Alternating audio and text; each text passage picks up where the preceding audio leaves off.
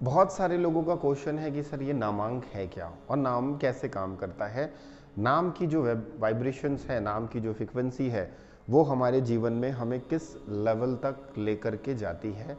ये क्वेश्चंस आए हैं, इस क्वेश्चंस का मैं आज आप लोगों को आंसर्स दे रहा हूँ।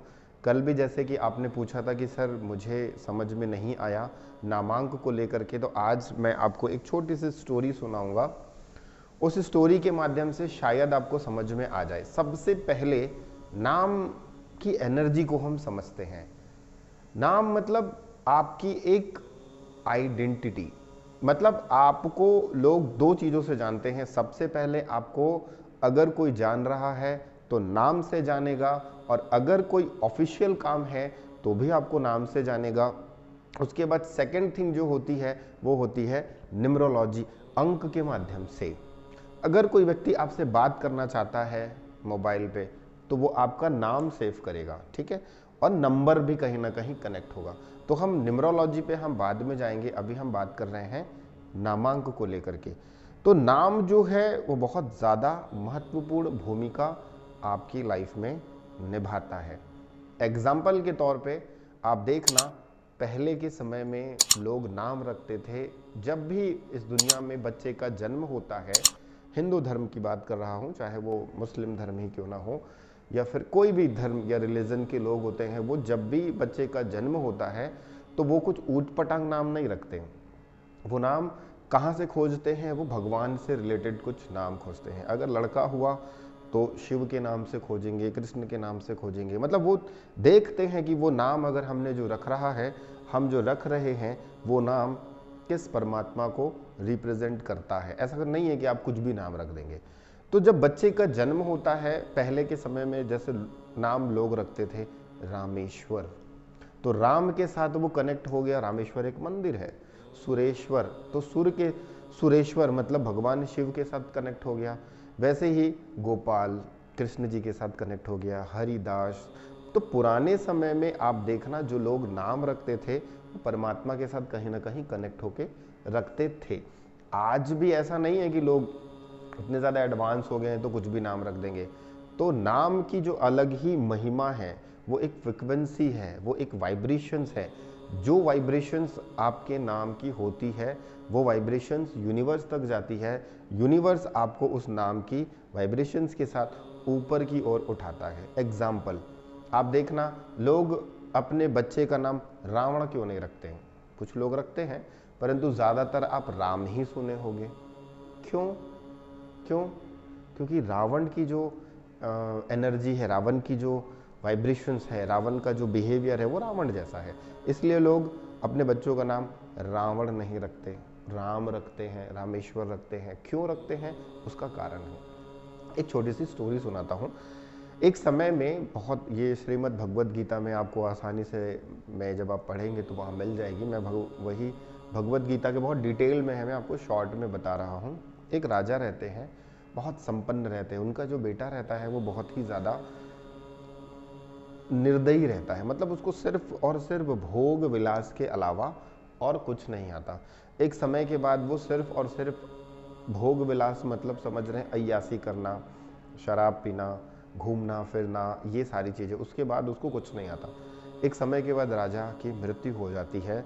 राजपाट उस बेटे को दे दिया जाता है। जब राजपाट बेटे को दे दिया जाता है तो बेटे के अंदर में ऐसा कोई भी चेंजेस नहीं आता है कि उसे इतना बड़ा राजपाट मिला, उस राजपाट को वो अच्छे से चलाए। वो वैसे ही अपना भोग विलास में रहता है। एक समय ऐसा आता है, उसके प्लैनेट ऐसे चेंज होते हैं कि वो सब कुछ हाथ से चला जाता है और उसे शूद्र की मतलब उपाधि दे दी जाती है और कहा जाता है कि तू इस गांव से बाहर चले जा, तूने पूरे ग्राम को, तूने पूरे शहर को बर्बाद कर दिया, ऐसा राजा का पुत्र हमें नहीं चाहिए। उसे वहाँ से भगा देते हैं।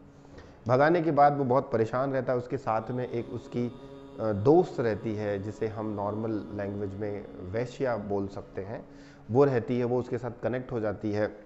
जब कनेक्ट हो जाती है तो उसके साथ वह एक बहुत दूर जंगल में वो रहता है।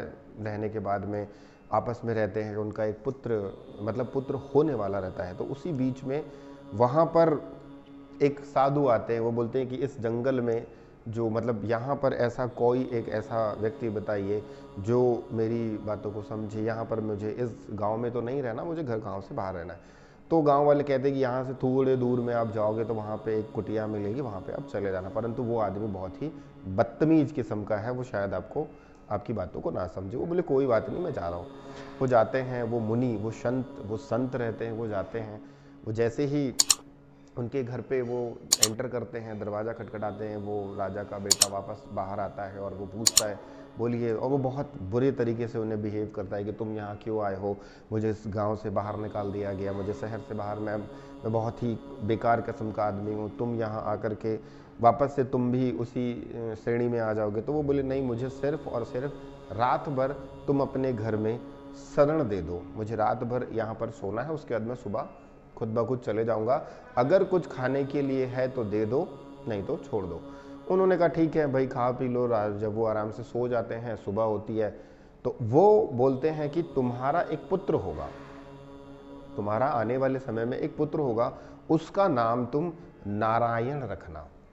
तो बोलता ठीक है, बस इतना बोल के चले जाते हैं। काफ़ी दिनों के बाद उनका पुत्र होता है। पुत्र होने के बाद में वो उस साधु के कहे हुए वाक्यों के हिसाब से वो उस बच्चे का नाम नारायण रखता है। काफ़ी समय आता है, बच्चा छोटा रहता है, बच्चे के साथ इतना ज़्यादा अटैचमेंट होता है, वो सिर्फ और सिर्फ एक ही चीज़ बोलता है, नारायण तुम कहाँ हो, नारायण तुम ये करो, नारायण तुम वो करो, नारायण तुम खाना खाए, नारायण तुम पानी पिए, नारायण मेरा अच्छा पुत्र है, नारायण नारायण, सिर्फ सिर्फ नारायण नारायण ही जपते रहता है।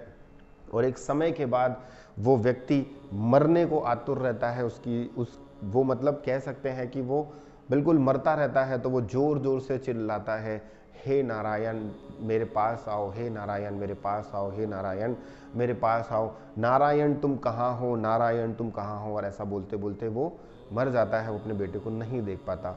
तब उसको देवदूत उठाने ले आते हैं, तो वो बोलते हैं कि ये तो इतना पापी, इसने इतने कुकर्म किए हैं, इसे तो नरक ही मिलेगा।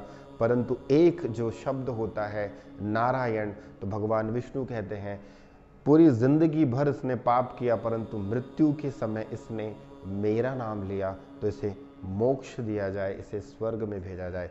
तो ये एक छोटी सी स्टोरी है। इसके बताने का सार ये है कि जो शब्द होते हैं ना, वो इसीलिए रखे जाते हैं, जो नाम होता है ना, वो इसीलिए रखा जाता है कि आप अननोइंगली परमात्मा का नाम लो। बेटे के रूप में आप नाम ले लो, बेटी के रूप में आप नाम ले लो। जैसे पुराने समय में बिटिया होती थी तो दुर्गा रखते थे, काल रात्रि मतलब दुर्गा रखते थे, या फिर सुरेश्वरी, रमेश्वरी, कुछ भी मतलब कह सकते हैं कि वो देवी से रिलेटेड कुछ ना कुछ नाम रखते थे। कात्यायनी, ठीक है। तो वो देवी का नाम इसलिए रखा जाता था कि जब बेटी को हम पुकारें तो एटलीस्ट हम भगवान का नाम लें, बेटे को जब हम पुकारें तो एटलीस्ट हम भगवान का नाम लें और उनकी वाइब्रेशंस हमें मिले। और प्लस जो व्यक्ति है, जैसा व्यक्ति है उस वाइब्रेशंस में रहे, और उसके जो गुण जो हैं, वो जिस भगवान के साथ वो कनेक्ट है, उस भगवान के गुण और पॉजिटिविटी उसे मिले। इसीलिए नामांक जो है वो बहुत ज़रूरी है। अब उसकी फ्रीक्वेंसी जो मैच हो रही है वो 1 नंबर के साथ हो रही है, 2 नंबर के साथ हो रही है, 3 के साथ, 4 के साथ, 9 के साथ, 8 के साथ, जिसके साथ भी मैच हो रही है, डेट ऑफ बर्थ के हिसाब से उस नंबर की फ्रीक्वेंसी उस नंबर के अल्फ़ाबेट के साथ उसे मैच करेंगे, तब जाके वह नाम उसके लिए लकी होगा। यही है, आपका नाम आपको अमीर बना सकता है और आपका ही नाम आपको दलदल में डुबा सकता है, आपको बर्बाद कर सकता है।